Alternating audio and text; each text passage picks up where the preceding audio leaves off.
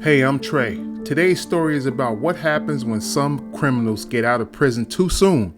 You will see for yourself the abuse that this killer endured as a child, which created this serial killer. I promise you that you've never heard savagery like this before. If you enjoy more stories about serial killers that span across centuries and countries, then this is the channel for you. I upload new content every Tuesday and Thursday. Well, if you're ready, let's get started. Mikhail Leskursky, hope I got that name right, was born in 1959 in the country of Bulgaria. He was raised in a small village in the mountains with his unnamed, unidentified siblings and his parents. I'm sure they wanted no parts of being affiliated with the rest of this savage type family. You'll see why I say this later on in the story. His father, whose name was Tavastan, was a wealthy shopkeeper, and a mother who was a homemaker. Mikhail's father was known to be extremely abusive to his children. It was alleged but not confirmed that his father would target Mikhail more than his siblings. Although his family was financially well off, it didn't stop Mikhail from being a problem child and being disciplined regularly. Now check this out. Now you will see for yourself why I consider this a family of savages. You're not going to believe how he was punished as a young child. His father would regularly punish Mikhail for trivial transgressions by chaining him to his bed. He was immobilized on his back by being chained by each extremity to the bedpost. No, wait, it gets even better. He would be held in that position for days at a time. Mikhail would be forced to relieve himself in his bed as part of his punishment. He was like, "This hurts me more than it hurts you, son." Now this was considered punishment for Mikhail on a good day. Now check this one. If his father felt like chaining his biological son, Mikhail, to the bed was not a good enough punishment for whatever he had done that day, he would then starve him. Now don't get up from your seat just yet, because it's about to get even better. His father would not just refuse to feed his son because that would be too nice of a punishment. His own father would become sadistic with it. It was alleged that at every meal, his father would take a plate of food and place it just out of reach of Mikhail's bed. His father was like, "If you can reach it, you can eat it." Just imagine starving when there's food less than a foot away from you that you can't access due to being shackled to your bed. His mother, who was unnamed, would witness this treatment and would allow the abuse to continue. It's obvious his mother didn't see this as a problem because she was able to eat her meals just fine. If Mikhail did something that was really problematic for his father, he would come up with a new tormenting way to punish his own son. Many of the various ways of punishment were not provided, but I'm sure based on what I've read, my imagination wouldn't do any justice in regards to the hell that Mikhail must have gone through. I did find this. One of those ways was, from time to time, Mikhail's father would chain Mikhail to his vehicle. Now wait, you see where I'm going with this. While chained, he would then drive around, forcing his son to keep up alongside of the car or be dragged. This is absolute truth, folks. While being dragged by the car, Mikhail would then be beaten by his father with a motor cord until his flesh would turn black and blue.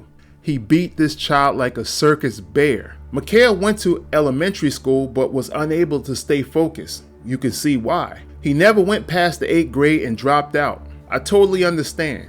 In this case, some things are even more important than education, like survival. Mikhail's father's abuse caused him to be more defiant in general.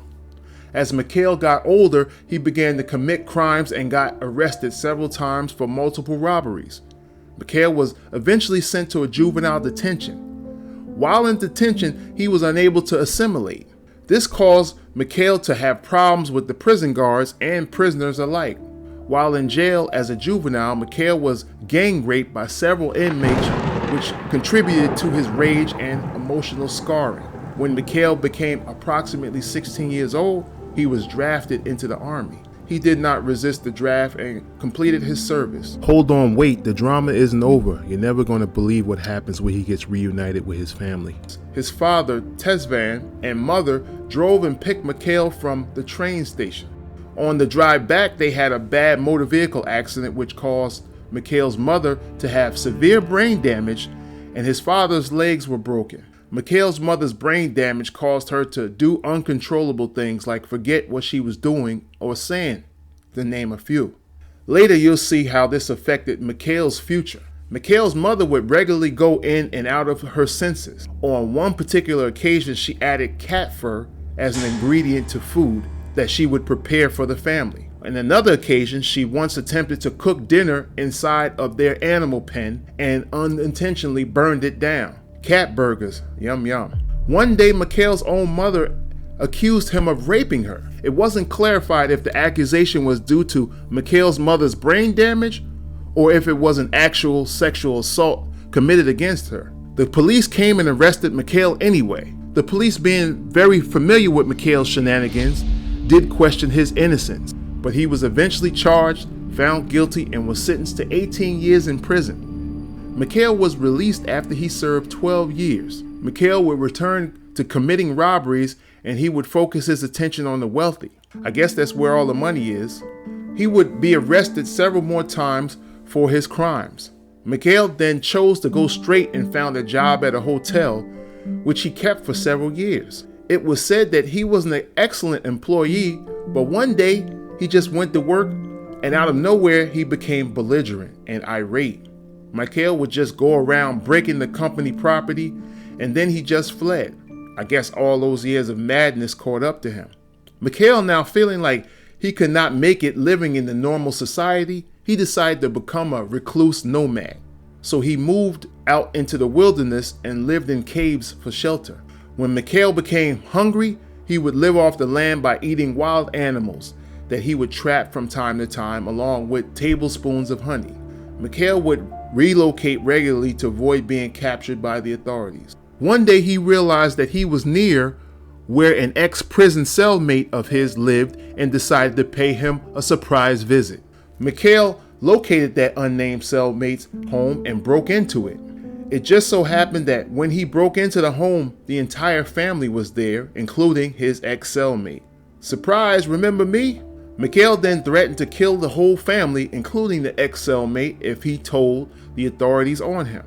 The ex-cellmate knew how crazy Mikhail was, so he initially went along with his demands. The family lived in fear while Mikhail took it upon himself to move into their attic. Great, just come on in. One day, when the unnamed ex-cellmate was away, Mikhail raped his wife. He then attacked the ex-cellmate with a stool when he returned home.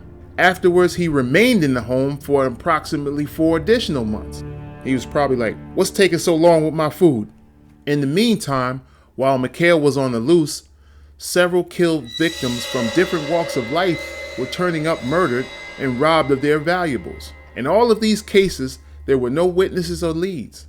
The police didn't believe that they were related, and each incident was labeled as a cold case for the entire time. In August of 2009, Elena Tomva, a 59-year-old woman, visited her daughter for a few days. When she returned to her home, she noticed that someone had broken into her home. The intruder had slept in her bed and left a hat before leaving. Elena decided not to call the police, believing that there was nothing that they could do at this point. She attempted to ask a neighbor if she could stay at their house for the evening, but the neighbor refused due to already having visitors. Get away from my door, lady. While reading a book in her own home, she heard someone opening the gate into the residence. That person turned out to be Mikhail. He asked Elena if she could give him some food. She then gave him 2 slices of bread to eat. Now take this and go. Elena asked Mikhail if he would like some eggs. As Elena cooked the eggs, she was able to sneak a phone call to her daughter, alerting her of the intruder. After Mikhail ate the eggs, she offered him a smoke. Damn, you still here? Elena probably felt that this guy's intention was to ultimately harm her, so she came up with a strategy to deter him. Elena then began to preach about the Bible. This enraged Mikhail. Elena preaching reminded him of his mother. He threw her on the bed and began to strangle Elena with the intention on raping her first, but he killed her before he actually could. Mikhail then pulled down Elena's clothing and carved a cross on her forehead using a knife. Mikhail then severed Elena's left breast and placed her severed piece of breast under the bed using a spatula. What the hell does that signify? Shortly after, he then stole a few items from the house and then fled. That evening, her daughter attempted to call her mother many times to see if Elena was okay, to no avail. The following day, she and her husband, along with the police, found the corpse of Elena. An area search was done by the investigators that led to the actual apprehension of Mikhail. When he was apprehended, he was found hiding in a local cave. Sometime after the arrest, the investigators went back and did a search of the cave. Several items were found that were believed to be from several homicide victims. 12 different prescription glasses were located, but there was not enough evidence to conclusively determine that Mikhail was responsible for the additional murders. It was believed that he killed at least 4, but possibly more. Mikhail was brought into custody and immediately confessed to the murder of Elena. He was ultimately sentenced to life imprisonment. If you enjoy more stories such as these, click one of the suggested videos above. God bless and stay safe.